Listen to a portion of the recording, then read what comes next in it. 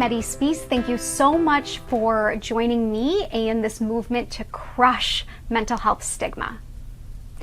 Your words and everyday actions either contribute to or eliminate the stigma that's associated with issues like mental health, suicide, and substance abuse. There are simple changes that we'll go through to everyday actions and words that make all the difference in the world to the people that you care about and the employees that you work with every day who live with mental health conditions, have lost someone to suicide, or are struggling with an addiction. The first way to eliminate stigma is to use stigma-free language. And the examples I'm about to give are going to seem like minor changes that don't matter, but again, they make all the difference to feeding or breaking the stigma. Example, saying he or she is bipolar or they are an alcoholic. Instead saying he or she lives with bipolar disorder or he struggles with alcoholism. Our goal is to talk about and treat mental health just like physical health.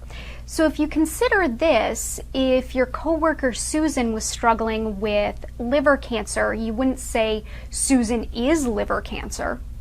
You would say Susan is in treatment for liver cancer, or she's currently struggling with liver cancer. Another example of eliminating stigma is saying died by suicide as opposed to committed suicide. This breaks the shame and the guilt associated with that topic and makes it more likely that survivors, not only of an attempt, but of loss survivors, will talk about that loss. Again, small change, major impact for those of us that have lost someone or are surviving. The third language change that I'll mention is not dramatizing or mislabeling things as mental illness. So example, you have a client that is a total pain, they've changed their mind a million times, and your email box is filled with back and forth. Instead of saying, oh, my client is so crazy, they are so bipolar, they're driving me nuts. Calling it what it is.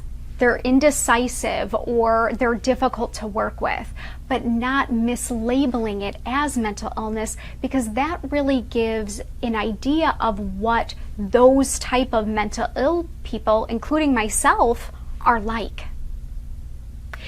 The second way to crush stigma in the workplace and at home is to challenge misconceptions. If you're in the break room and you hear someone saying, well, did you hear Dave took off time? He's depressed after losing his wife. He just really needs to man up or suck it up. Challenging that and saying mental illness is just like any physical illness.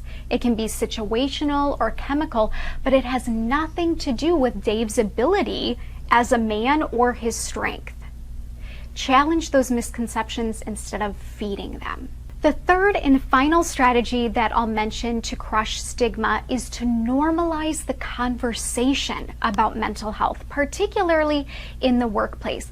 Be comfortable talking about mental health and wellness as much as physical health and wellness. So if you saw an employee limping, grabbing his ankle, and you would give advice or who they should see to treat that, if you see a coworker that's struggling, ask them if they're okay. Let them know what you've noticed and bring things up in normal conversation like, have you reached out to EAP? They have great services to support you, myself, and everything that we're dealing with on a daily life.